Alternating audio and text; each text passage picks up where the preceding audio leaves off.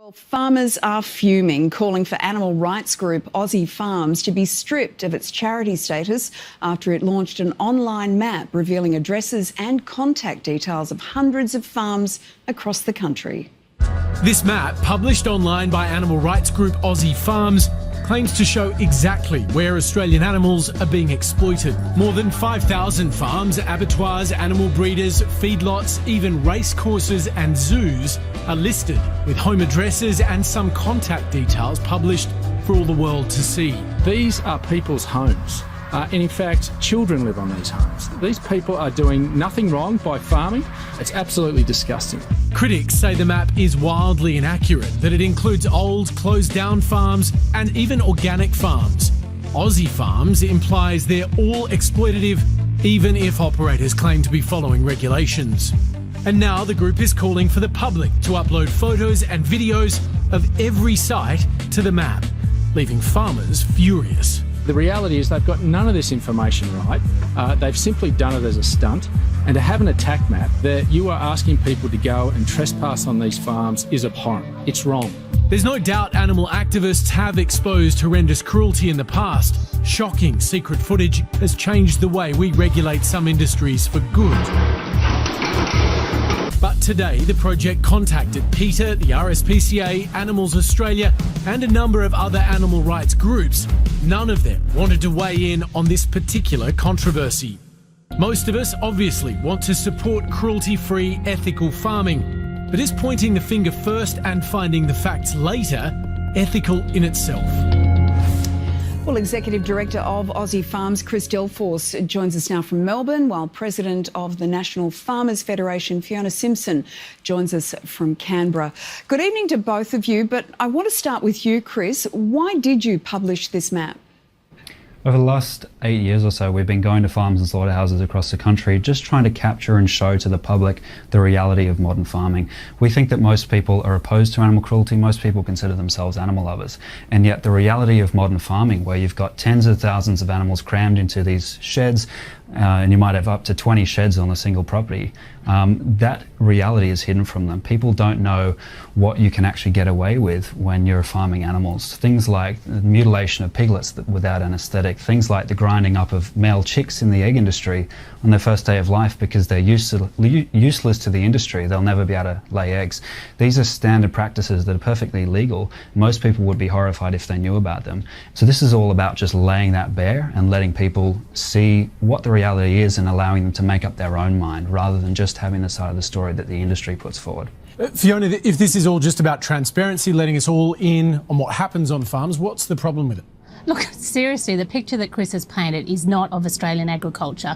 Maybe that's true in some of the countries overseas, and some of the bigger countries certainly have some more larger scale farms than we do. But here in Australia, we are about family farms. We've got over 90% of our farms in Australia are family farms. They're mums and dads and kids, most of whom who live on their farm. And so by having their private and personal details published, they've got phone numbers, they've got photographs, they are being called evil. You've heard what Chris thinks about farmers. This is a group of people who are extreme in their views. I think really it's just stepping over the line. It's turning what is an absolutely philosophical belief about, and it's an extreme philosophical belief about animals, and it's actually turning that into a terrorist activity and branding these people. It's not just about transparency, it's branding mum and dad farmers, people who just every day get up, they love what they do, they live with their animals, they love their animals, they work with their animals. Sure. And every Fiona, day they do that, and they're getting targeted as some sort of a criminal. It's just unfair. We need to let Chris respond to that. She's just called you extreme and terrorist activity is the description of what you're doing. Most farms in Australia are family owned. That's true. That doesn't change the fact that a lot of them have sometimes millions of animals, or at least hundreds of thousands of animals on these properties. You've just called them factory farms. You've just called them factory farms. That's what they are. When you're intensively farming livestock, that's what a factory farm is.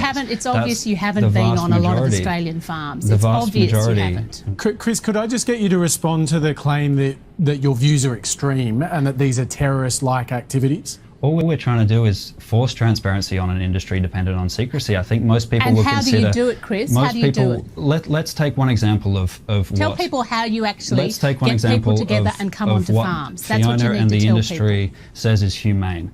Gas chambers in pig tell slaughterhouses. people how you Sorry, do I'm trying to- it. Tell I'm trying people to how you talk. do it.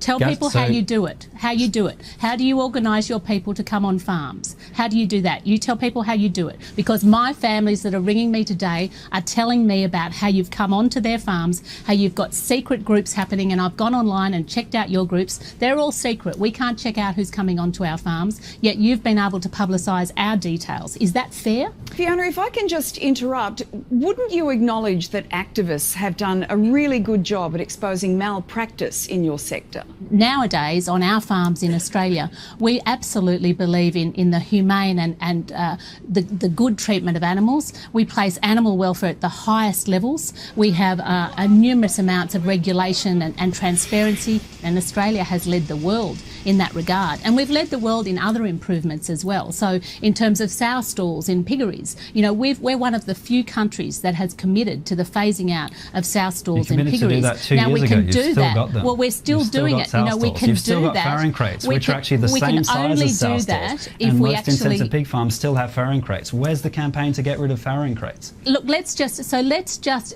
look at how It's we exactly create the change. same as sow stalls. Industry Pigs are in is there for calling 6 out weeks change. in these tiny cages. These This mother is pigs, a- they've just given birth. this They is- can't take more than a step forwards or backwards. They can't turn around. They're confined in these cages for 6 weeks. How is that humane? It's only necessary because you've got so many So the- animals confined into so such the a tiny RS are you space. gonna- You so can't this do is it just naturally. This is really, this is an extremist group. things they that act you as can do to terrorists. animals They are legally, coming This the will on only things you can work farms. if you legally let do. each other speak. Exactly. No one can actually hear if you're both talking over the top of No. each other. So if we just get a response to that from Fiona, and I think we'll probably wrap it up there. So at the moment, you know, the response is that these are mum and dads and kids. What we're hearing today is mum and dads who are now actually being scared about what they are actually putting their children through. This about is the now animals? about What about being what they're going scared. through? This is about them being scared. This is about people who give What their about the lives animals to being look after. scared? I What thought we about were them actually dying looking in gas after them. chambers? This is about What mums about and them having dads. their throats cut while conscious? What about male chicks being killed by the millions This is in grinders about because they're mums useless and to the dads industry? and children All these actually things being that you able do to to go these about animals their would be life on a illegal if daily you were doing it basis to a dog or a and cat. to We do do appreciate you legally both. what they're We allowed do to appreciate do. you both coming in This tonight is about to talk about legally this, being but- able to do what they need to do. We don't want to let this descend into just sort of shouting over the top of each other, but we appreciate there are divergent views here, and we're grateful to you both for coming on television and exploring them tonight. Thanks very Thanks much. very much, Chris. Thank Thanks, you. Fiona. Thank you. We've got a heap more project to come after this break.